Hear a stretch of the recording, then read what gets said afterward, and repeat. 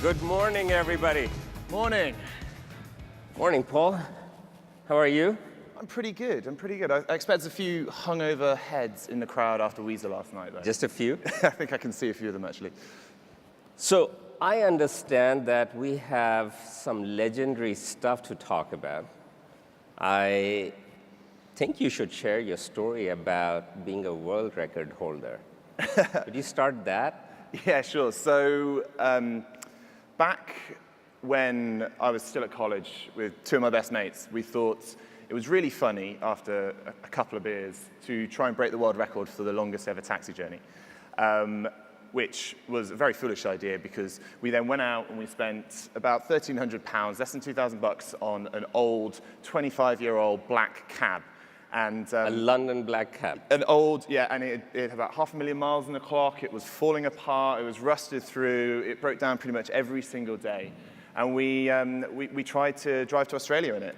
And what kind of unfolded was the most incredible adventure that we never could have expected. We ended up trying to drive there, and we got into all sorts of scrapes, thrown into jail, got deported from Iran by the secret police. We got sort of challenged, but almost caught by the Taliban in Pakistan. And what it sort of ended up was it grew into something that was so much bigger than we ever could have dreamt of. We didn't stop in Australia. We picked up some sponsorship, or quite a lot of sponsorship, and ended up going the whole way around the world. And the result of that was we broke 2 Guinness World Records, one for the longest ever taxi journey and one for the highest.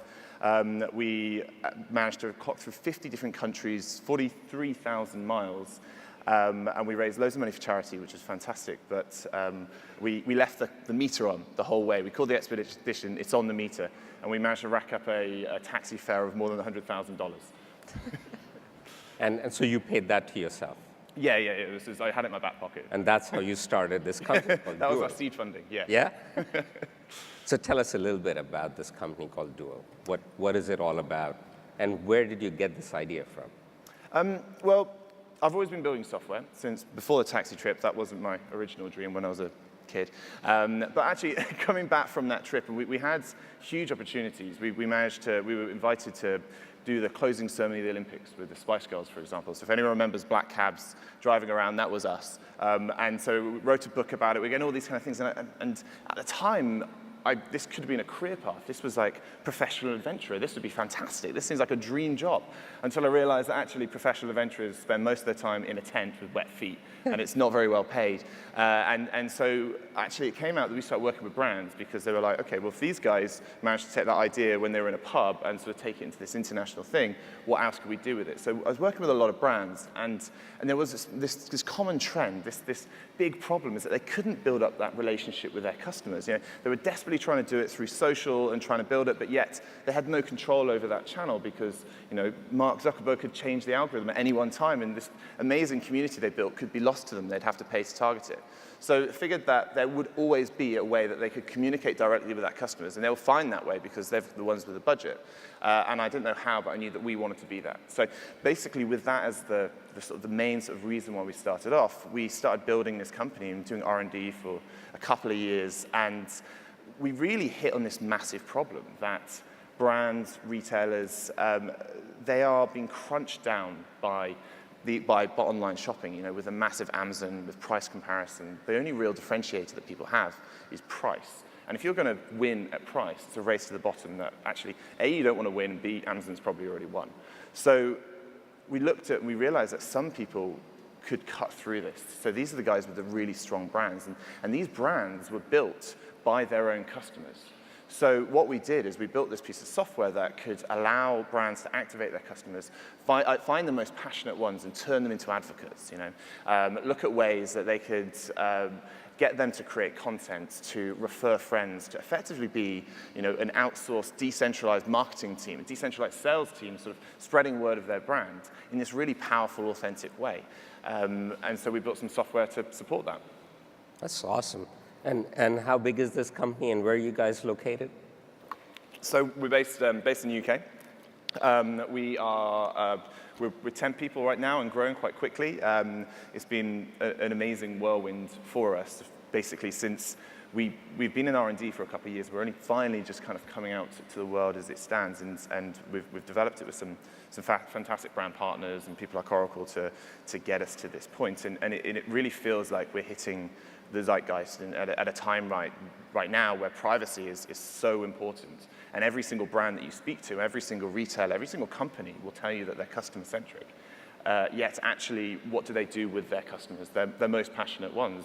There's loads of money spent on advertising to acquire new ones, but actually, how is it they can really focus on the best customers? How can they actually reward them, give them something back, sort of reimagine that idea of what a customer is to be more of a take to a give and take, and actually use them to power their marketing, turn them into a channel. And so that's basically why we've been driving out for this. We've recently raised an investment round, and we're opening up international offices, and it's going to be a crazy year. It's already been a phenomenal start to it so far, so we're excited to see where it goes next. So you'll have some big announcements coming up soon. We have one or two. One or two. We'll keep it as that for now. Sounds good. Tell everybody here, what is your relationship with Oracle? How did that come about?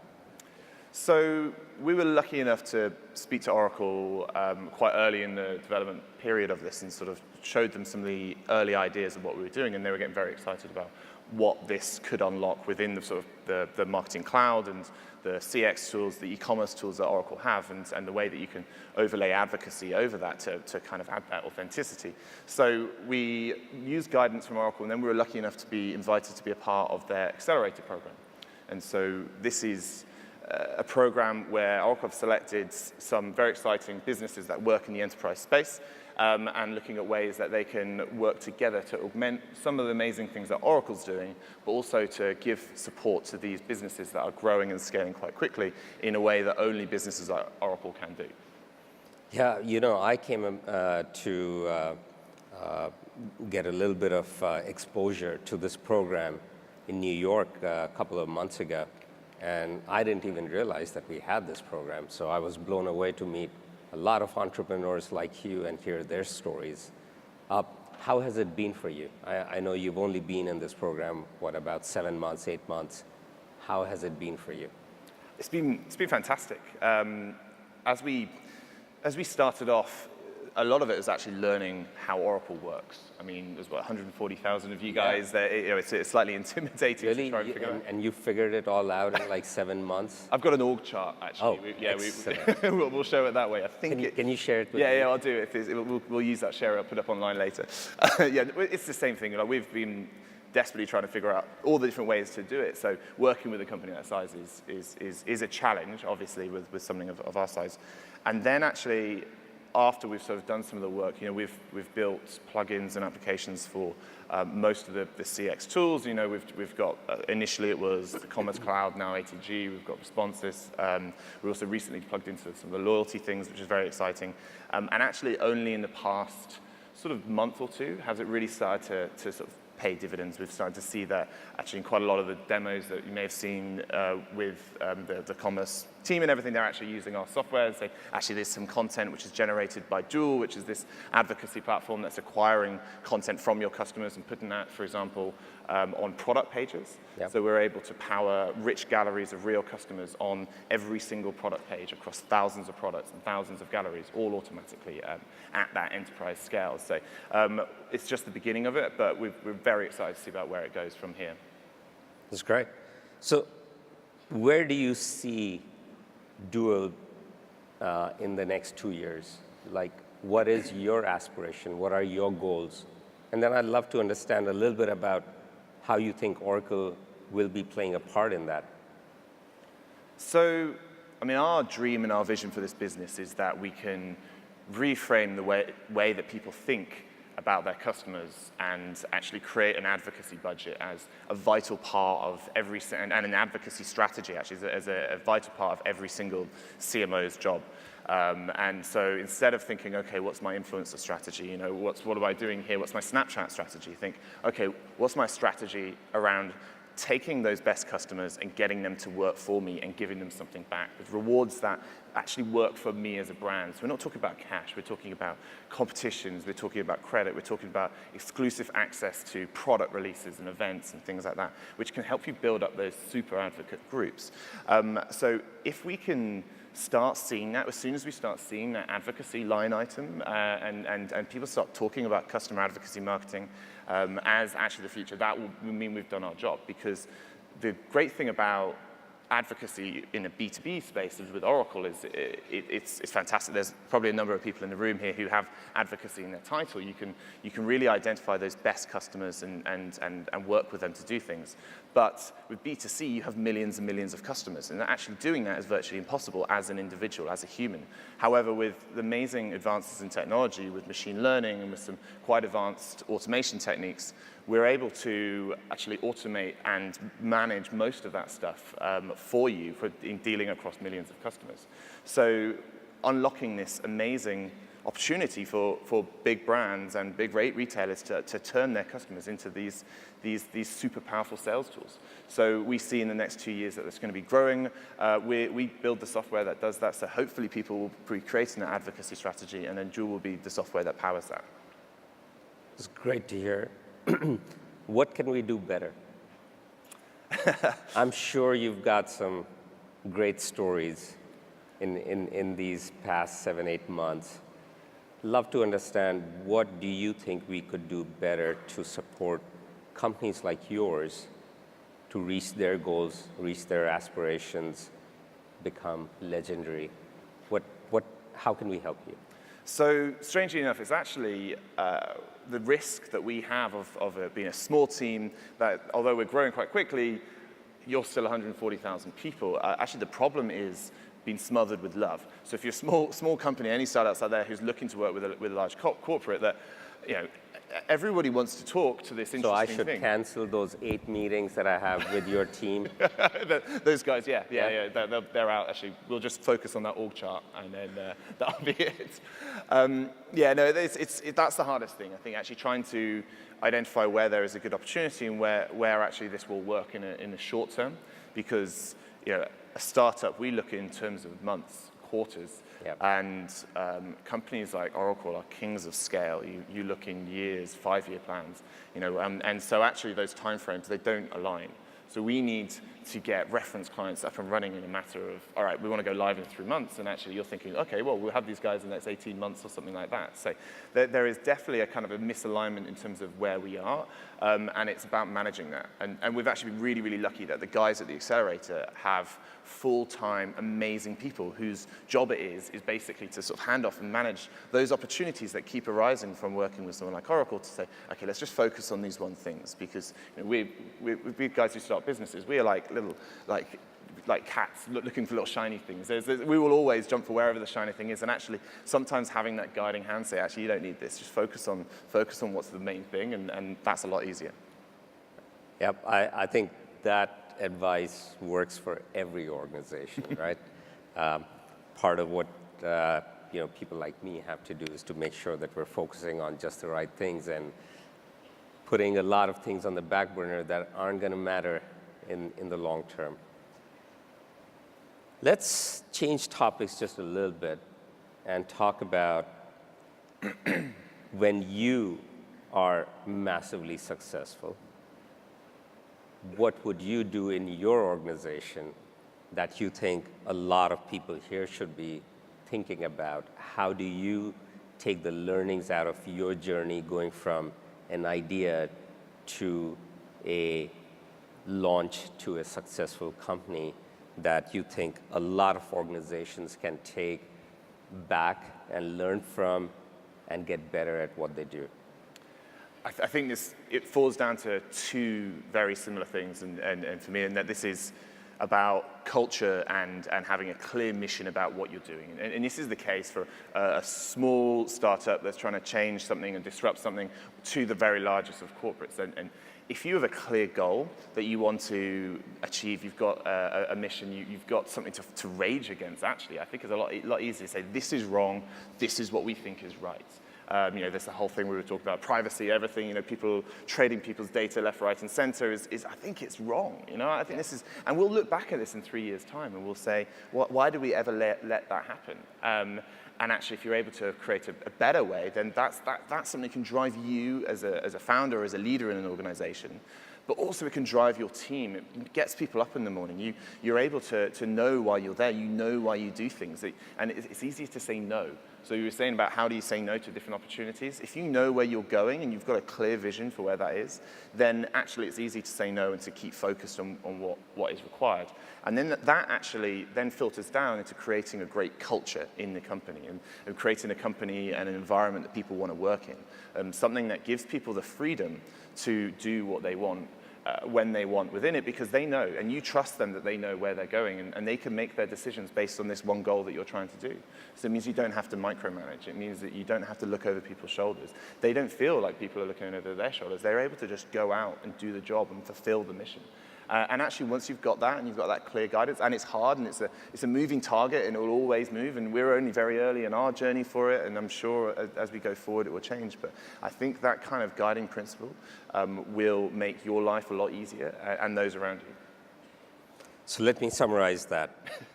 A strong mission statement, know exactly what you are all about, being able to have intense focus, make sure that you just stay true to that true north that you're setting. Set that as a guiding principle for your team and let them go. So I think one of the things you were saying there, a strong mission statement, it's not necessarily a statement as much as it's a feeling that everyone gets. So if you ask someone in the team what the statement is and they can't recant it perfectly, that's okay. But if you can ask someone what is it you do and they can all say roughly the same thing, but completely different, I think that's actually even more powerful. So absolutely. Sorry for cutting you off. No, absolutely. And then being able to course correct along the way, learn, grow, and aim for the stars, and you'll get to the moon, right? Hopefully. Sounds great. If you had one question for me, what would that be? Well, what I want to know is actually where you get the energy. So I have been wandering around the conference, and I don't think I've ever turned around and seen a stage that hasn't got Shashi on it at any one time. I think there must be a few of you around. So. That's not my doing. No. That's the organizers. So maybe you need to learn to say no. No, right. So what is it that you're excited about now? So you're 6 months into the role? Yep. Where do you see you taking the marketing cloud and actually Oracle forward over the next 2 years? What's the thing that excites you the most? This is a huge opportunity. As I spend time with clients, what's clear is that every business is morphing into something different because of all the changes that are happening in the world. People are changing, technologies are evolving and coming on fast. We have Google Home and Alexa, we have self-driving cars, we have cord cutters, so much change is happening. And what that does is it creates a real need for marketing. And I think for the first time, marketing's true mission is coming to the forefront. We hear it from our customers, and I think the capability that we at Oracle have in taking all that immense data, turning it into real opportunities, whether it's about capturing leads, nurturing leads, growing lifetime value, revenue, ROI, I think those are becoming supremely important, and we see it as our job to make it easy for people to do that. So I see that the next many years are going to be full of opportunities for all of the people in this room, for us as partners in that journey, and for startups like you who are helping us achieve that, because we can do it all, right? And what I love about this initiative from Oracle is making sure that we get that energy, we get that kind of focus and mission driven product development that I think creates great companies, great products, and brings really legendary results to the table. So that's what keeps me excited. That's what keeps my team excited and driven. And I think we're going to see some wonderful things, and we're going to be all partners in this journey. Super exciting. That's very cool. Thank you so much for coming, and keep up the good work. Good luck with everything, and look forward to hearing some great things from you. Thank you very much for having me. It's been a phenomenal experience, and we've got a stand down here if anyone wants to say hi, and I'm going to be doing a keynote and sort of giving some advice and guidance around how customer advocacy can unlock the power of your customers in this, well, I've written it down in my hand, the CX Showcase Theatre A at 11:10. So if anyone's interested, come and say hi. And massive thank you for having us. It's been a real pleasure. And next trip you're making around the world in a taxi cab, can I come along? Yeah, sure, you can drive. Oh, I can I'll drive? just stay at home. Oh my goodness, we need a different kind of insurance for that. Thanks. Thank you.